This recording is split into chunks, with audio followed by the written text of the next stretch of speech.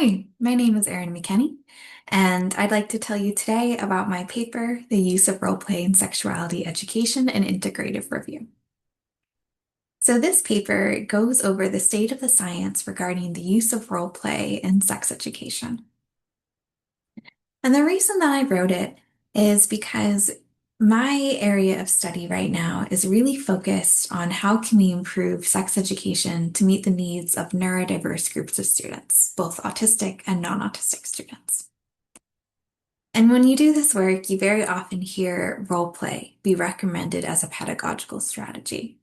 And it makes a lot of sense. Role play is a really effective teaching tool used in a variety of domains, everywhere from K through 12 through medical school.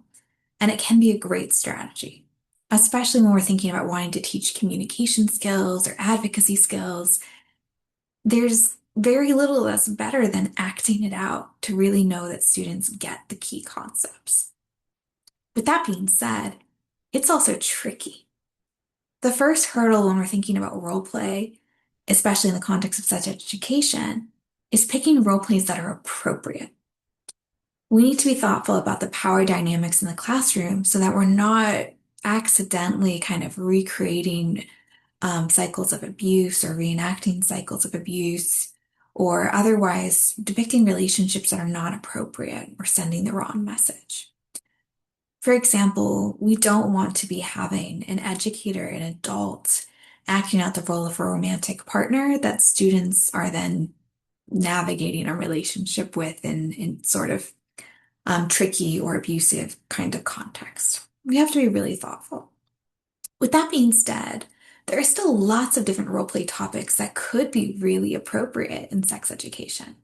Things like how do we ask healthcare providers questions that might be important to us?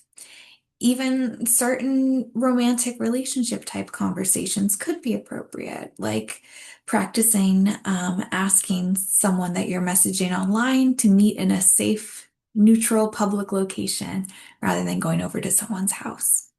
There are lots of different things that could be appropriate if done carefully and in a well-constructed, well-facilitated kind of way.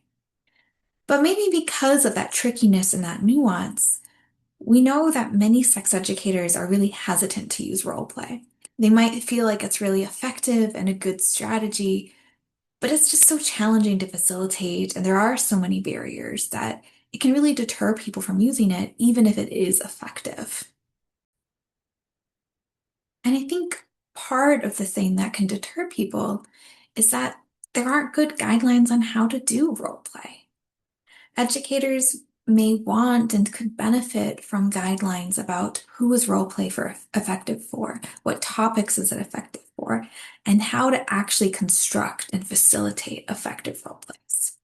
And so that's what this paper is focused on. It's reviewing the literature to look at all of those things and to consider how can we use role play in our classrooms in a way that's effective and meaningful. And in the review of the literature on this topic, I also compiled general framework or guidelines to think about when constructing and facilitating role play, which I call role play should be gamed. It's an acronym, GAMED, with the idea being that we want to set clear guidelines ahead of the role play. We want to adapt our role play for the target population to ensure that it's meaningful and appropriate for the cultural and social experiences of the students in our classroom. We then want to model effective engagement so that we are demonstrating what we expect from our students. We want to encourage participation so that we get all the students involved in some way. It doesn't necessarily have to be as a primary actor. It could definitely be in a supporting role. Things like the friend that the main actor goes to when they need a little bit of advice or a little bit of a pep talk, anything like that. And then we also want to debrief. We want to leave time for reflection and questions and to really synthesize that learning. So these are the guidelines that I compiled from looking at the broader literature and synthesizing them. Although these are things that also warrant further testing. It'd be great to do further research and see if educators follow this kind of framework.